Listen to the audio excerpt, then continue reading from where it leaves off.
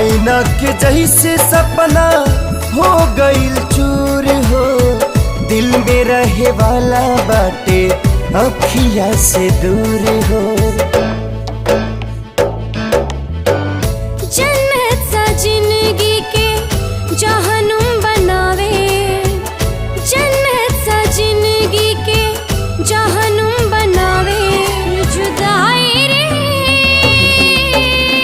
नाही जियावे ना मुआवे, ई जुदाई रे